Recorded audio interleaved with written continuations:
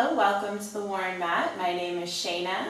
Today we are going to be learning Kakasana, or crow pose, probably the most popular, the most taught arm balance in yoga classes. Probably the first one that I ever learned. And a little tip, tip to the wise, a lot of people assume that arm balances mean a lot of arm strength.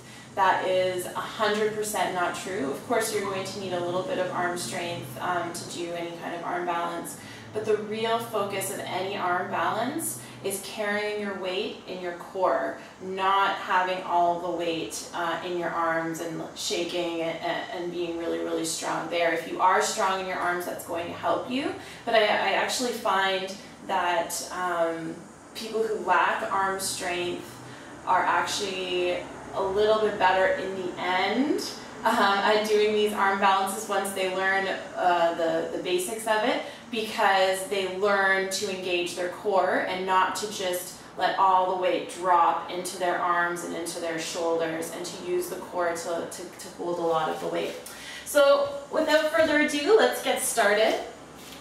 There's a ton of ways that teachers will get you to come into the pose, a ton of slight variations on where the body is and where the weight is and where the knees are. There's no, better way than another. I just think that this is a little bit easier, but to each his own. So this is my version. I like to start with your feet about hip width apart, which is about 2 fist distance apart.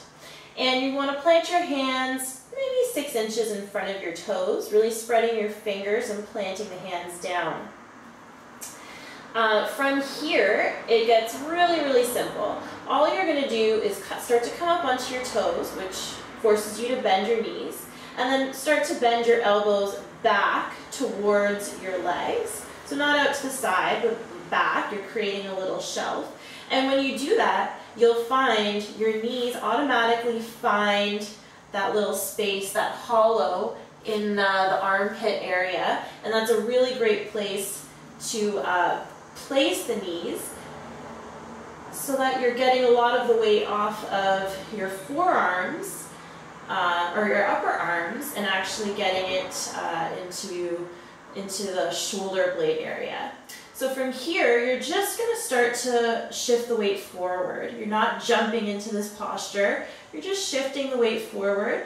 When you come onto your toes, you'll find your core automatically engages, and it's your core that helps you to lift your toes off the floor and lift out of your shoulders. So you're not here, using your arm strength to lift up.